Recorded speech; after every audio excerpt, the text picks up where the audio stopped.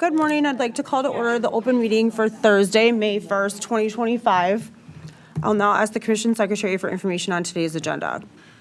Each commissioner has independently reviewed the minutes of the open meeting of Thursday, April 24th, 2025, and each has informed me there's no need to discuss the minutes. I move we approve the minutes of the open meeting of Thursday, April 24, 2025. Second. All in favor? Aye. Commissioner Nieto is recused from agenda item 2. Chairperson Strain and Commissioner Hawkins have independently reviewed the agenda, and each has informed me there's no need to discuss the draft order closing docket 6680-DR114 associated with agenda item 2. Each commissioner has independently reviewed the agenda, and each has informed me there's no need to discuss the draft order to reopen, notice, and request for comment in docket 4220-SB143 associated with agenda item 3, or the suggested minute associated with agenda item 4, opening a summary investigation under WISSTAT 196.28 sub 1 to determine whether the rates being charged by the Village of Haugen water utility are reasonable, and directing Commission staff to issue an order requiring the utility to provide additional information by filing a CRC application within 30 days of the service of the order. Should the utility fail to provide the required additional information, Commission staff is directed to prepare the necessary filings and open a docket to establish reasonable rates for the utility. I move we approve the draft order to grant Wisconsin Power and Light's motion to withdraw its petition in docket 6680-DR-114 and close the docket. Second, all in favor? Aye. Those abstaining? Aye. In docket 4220 SB 143, I move we approve the draft order to reopen, notice, and request for comment. Second. All in favor? Aye. In docket 2485 WI 100, I move we open a summary investigation consistent with the Commission Secretary's description. Second. All in favor? Aye. Okay, that brings us to agenda item 5, docket 3270 TU 100, which is MG&E's application for approval of an arrearage management program. Commissioner Nieto is going to lead our discussion of this, so I will turn it over to her now. Thank you. Thanks, Chair Strand.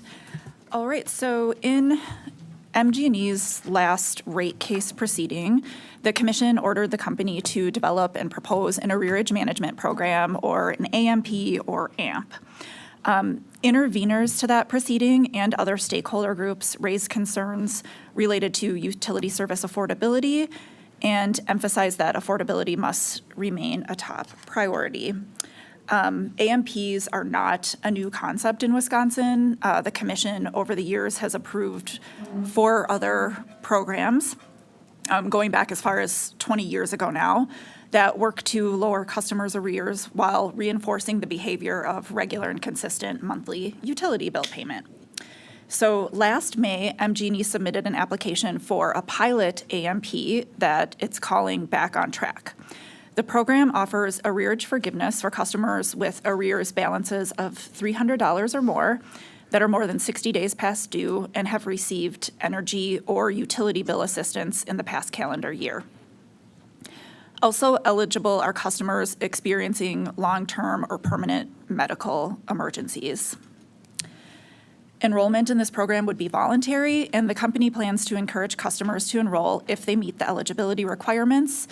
And MG&E also plans to have a robust, proactive outreach campaign using bill inserts, emails, and media advertising. MG&E would continue its engagement with community-based organizations to ensure that they are aware of the program and how to enroll as well. As I said at the outset, AMPs are nothing new to the state. This is the 5th that has come before us. These are common and widely accepted programs that work well upholding the public interest. The first program that the Commission saw of this nature was back in 2005 with the approval of WEPCO's original low-income program.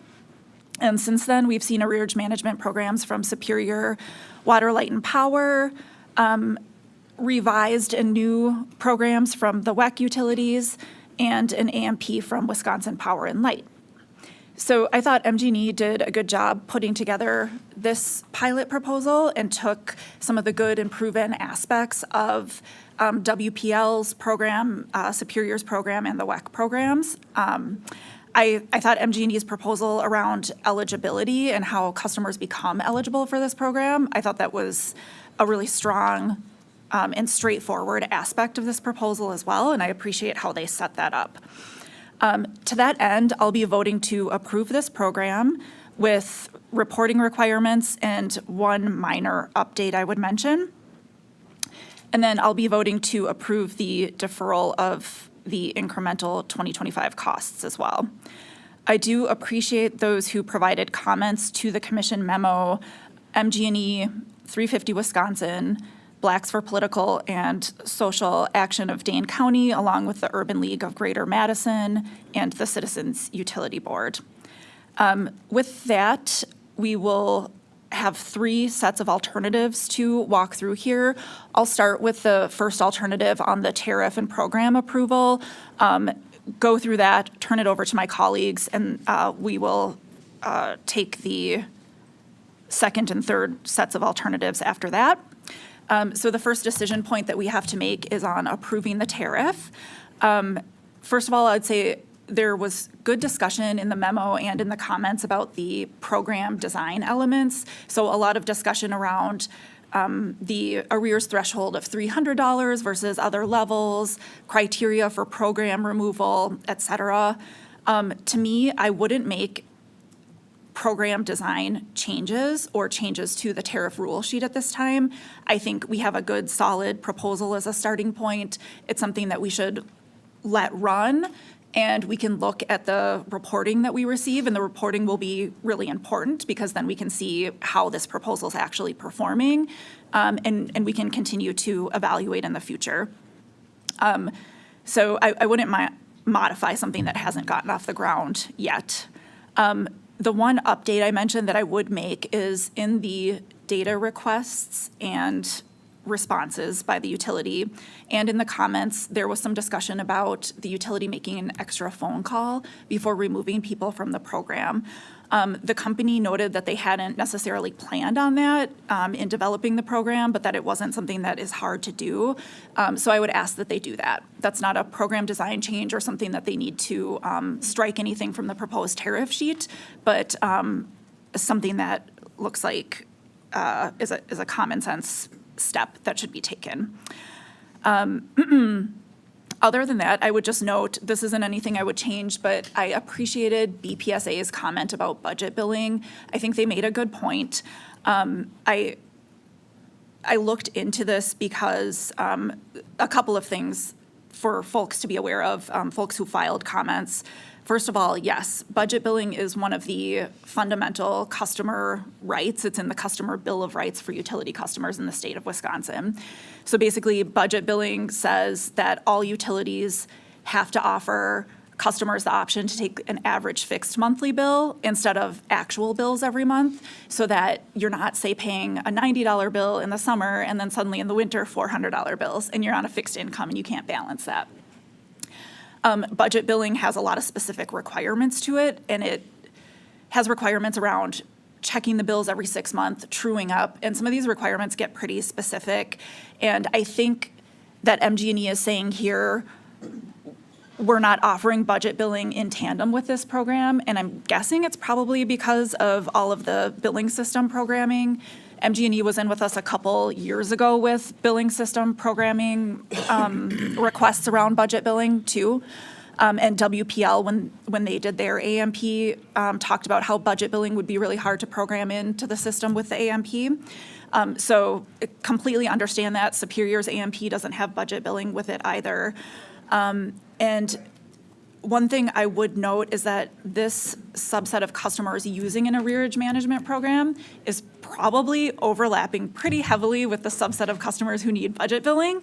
And so the whole point of arrearage management programs is to establish consistent monthly payment behavior and help folks get out of arrears while that's happening. And so it's not super consistent to have bills fluctuate between $90 and $500 or what have you. So I do think as we move forward and continue to review these in upcoming rate cases, we should look at the budget billing option. And a reason why I think that this is likely very feasible is because the WEC Utilities AMP has a pretty elegant solution to this. They set a fixed budget amount for customers entering the program, and then they have that fixed amount be what is billed during the 12 months on the program. And they don't go through kind of the 6 months true-ups and all of those things in the code for regular budget billing. That would be hard to program. But I do think some of these programs could explore saying, what is your 12-month average bill? That's your fixed amount during your 12-month in the AMP, and this is how we can do it and not have all those programming challenges. So I'm saying all this to address BPSA's good comment, and I do think it's a good kind of important policy note about these as well. That said, though, I will be at alternative to approving the proposed AMP with modifications and/or conditions, and those modifications and conditions are making the phone call that I mentioned, and then coming back in 2 years to have this reviewed again in the next rate case. And I know we can talk about that under the reporting requirements or this one. I would just put it in here as one of the modifications or conditions. Thanks. Thank you, Commissioner Nito. I don't have a ton to add. I appreciate your introduction and discussion of the program as a whole. I echo your thank yous to primarily the three groups that participated really substantively here, called BPSA and 350. And I appreciate also kind of the stage you set in terms of like this being a pilot, the purpose of the pilot, what we hope to glean from the pilot in terms of making future decisions as it relates to this program and similar programs. So for those reasons, I am also at alternative 2, and I also support the modifications that you said just now, and then obviously we'll talk about additional reporting requirements in the next decision item. Thank you. Great, thanks, Chair Strand. And Commissioner Hawkins? Thanks. Yeah, nothing much more to add. I'm in a similar place. There was one thought I had about there was commentary on the rigidness of the removal for the program, being just missing a single bill, but there is a 60-day window to actually do that. So in reviewing that, I thought there is some good flexibility in the program. And so it was kind of unclear how strict that was going to be enforced, but I believe with that 60-day window, the program is reasonably flexible. So I'll join you both at Alt 2, and I'm good on this one. Thanks, Commissioner Hawkins. I had similar thoughts on the 60-day and came to the same conclusion. I know folks were concerned about partial payments and things like that, but in a 60-day window, you could actually make a partial payment and still be in the program. The next decision point we have is on the program metrics and reporting. So again, reporting will be fairly important here because we'll reevaluate in 2 years and look at a lot of these suggestions around program design at that time, I would assume. I would be at an alternative 2, and what I would do is require the applicant to work with commission staff to develop performance metrics and reporting requirements. And I would include, but not limited to, the items proposed by MG&E and the items proposed by commission staff. And I would require that only on the annual basis.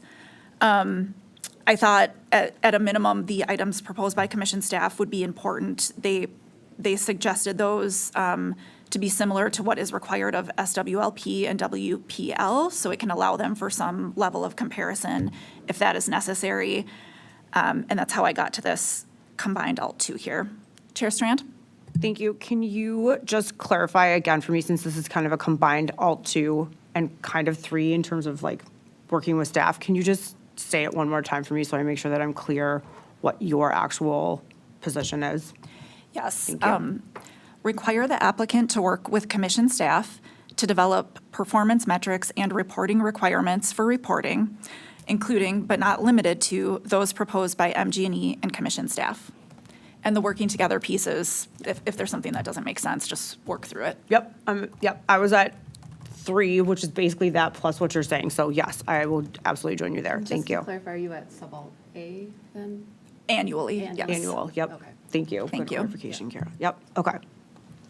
So what you said, and then require the reporting to happen on an annual basis so that we can learn how this is working as a pilot and potentially make decisions accordingly in the next rate case. Yes, Okay, exactly. perfect. Thank you. Yep, thank you.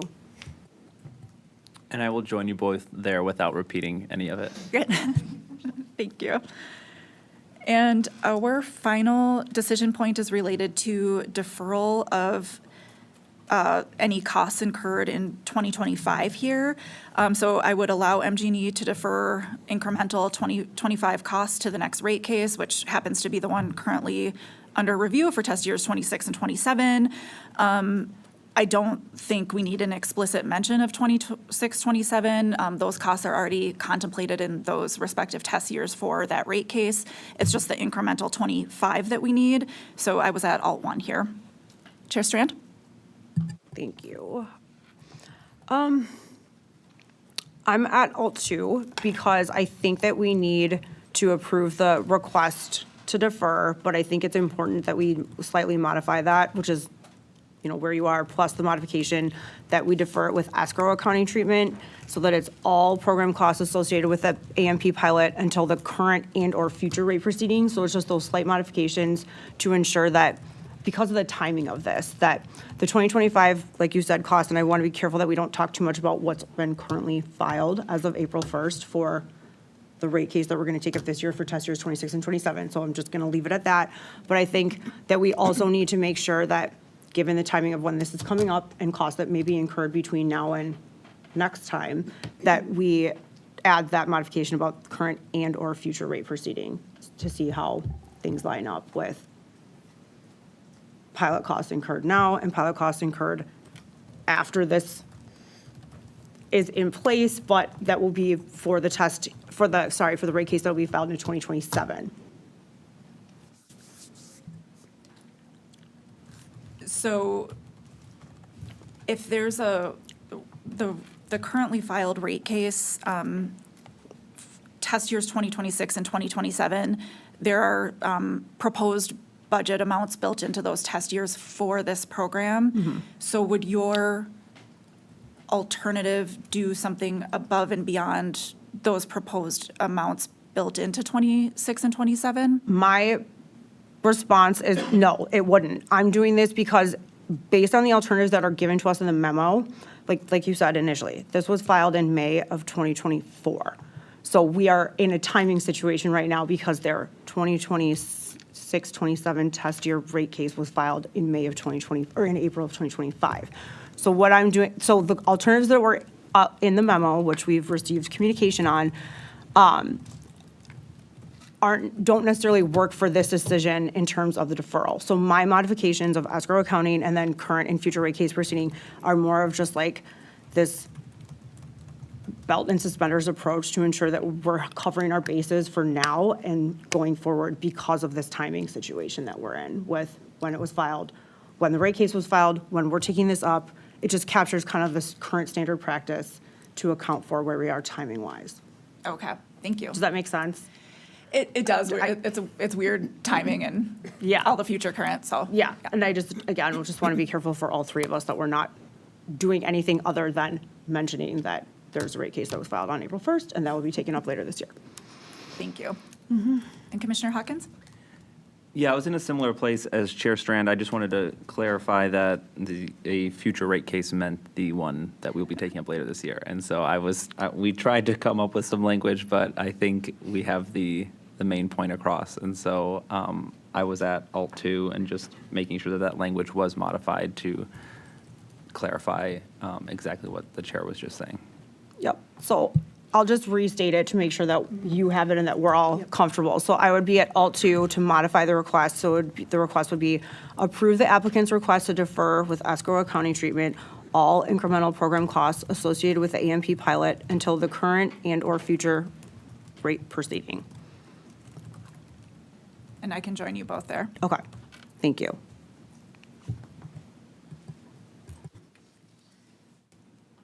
All right. And do we have everything we need I think so. on this one? I need a motion. Thank you. All right, in 3270 TU 100, I move we approve Madison Gas and Electric's arrearage management program consistent with our discussion. Second. All in favor? Aye. Thank you again, Commissioner Nieto, for leading our discussion of that. Which brings us to docket 6. Our next discussion item is 5 NR 2025, the USF grant program for telecommunications access programs, or projects by nonprofit grants is what else we call it. It's known as the Nonprofit Access Grant Program. So the purpose of this program is to facilitate affordable access to essential telecommunications services that complement or are not available through other USF programs. Projects proposed through this grant award must be designed to assist low-income customers, customers with disabilities, and/or customers located in areas of the state that have relatively high costs of telecommunications services obtain affordable access to a basic set of services. This current grant round includes a total of $500,000 in funding to support these efforts. In January of this year, the PSC announced its solicitation of grant applications for the 2025 funding cycle. We received 19 applications requesting a total of a little over $1 million, so $1,039,126.89.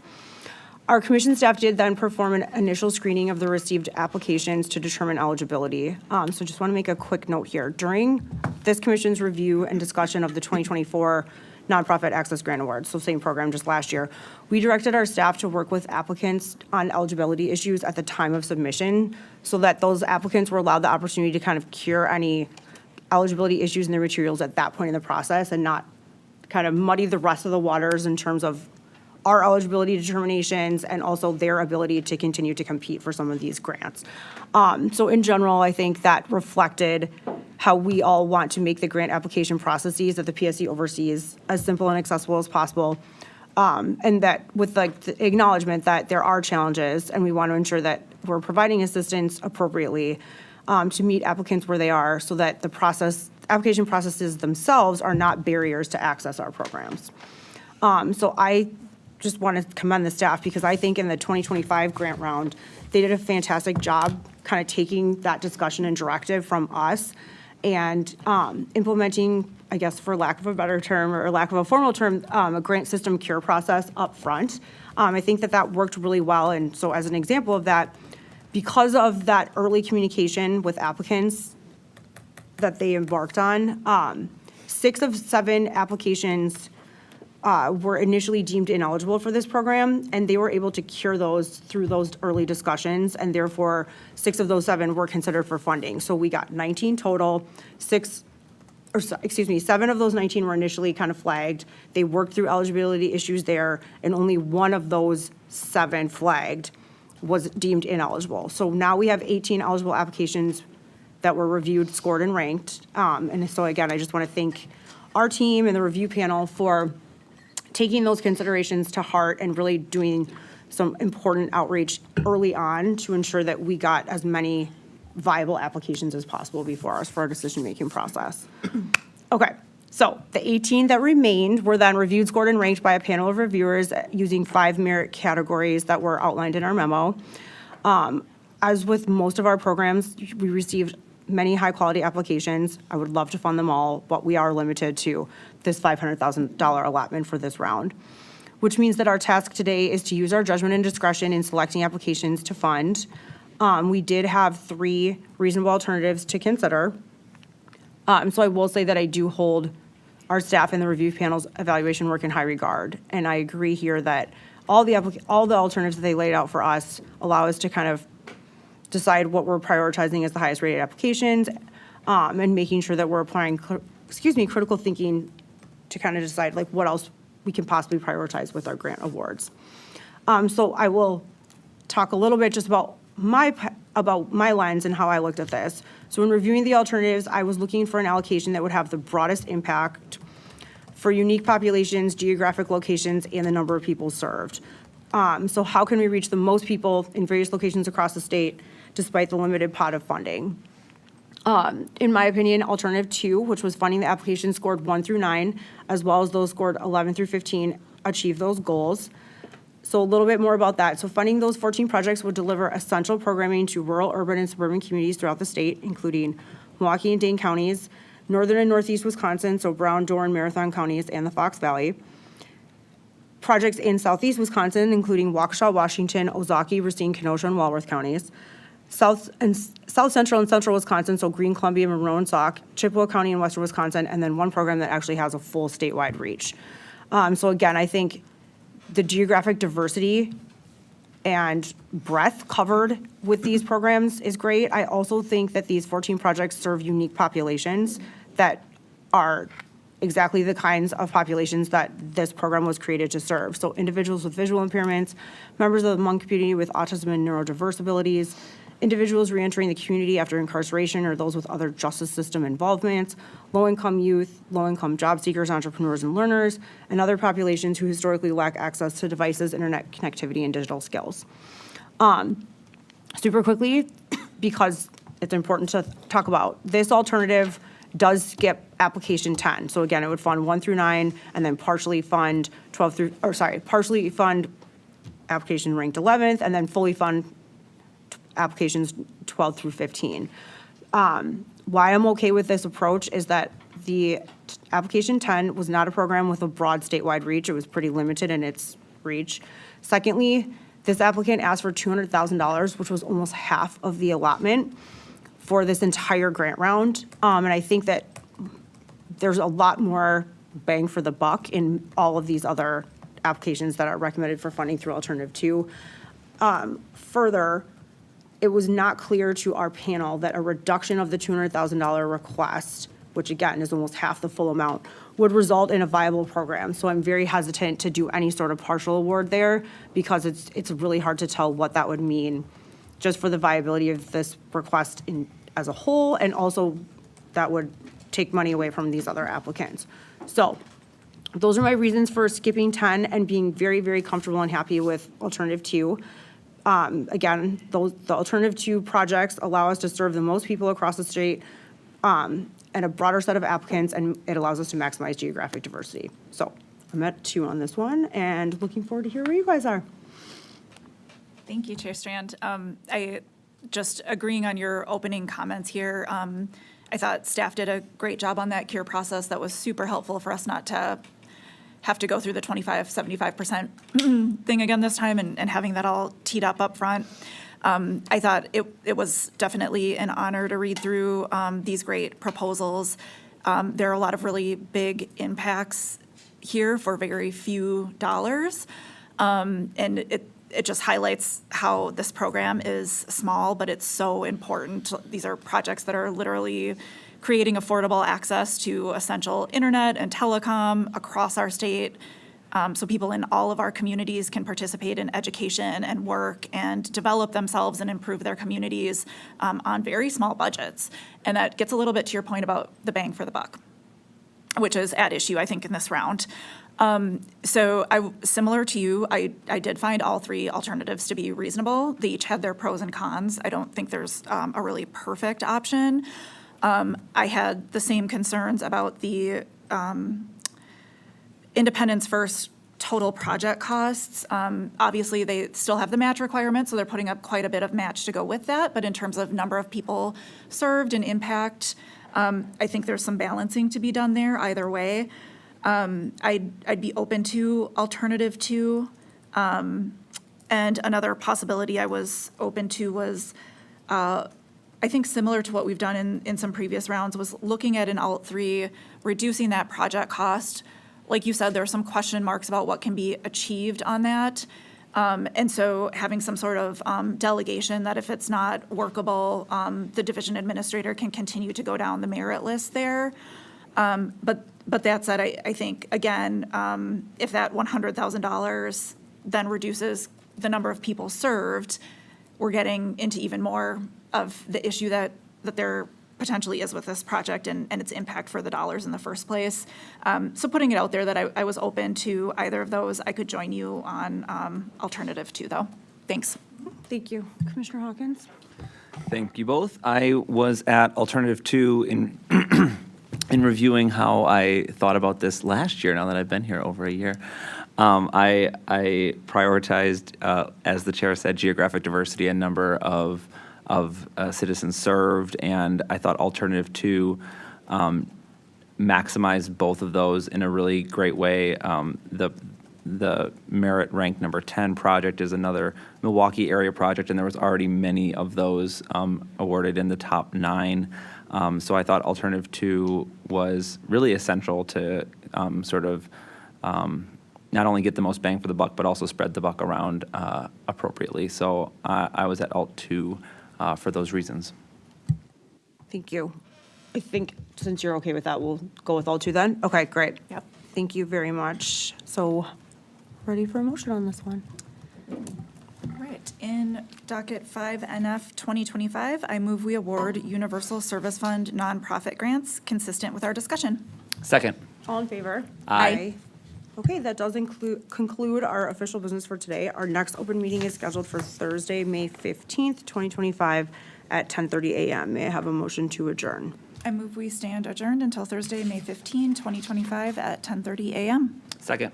All in favor? Aye. Thank you, we're adjourned. And I got my Digger's Hotline cheat sheet. This is a little party thing. It was on my seat.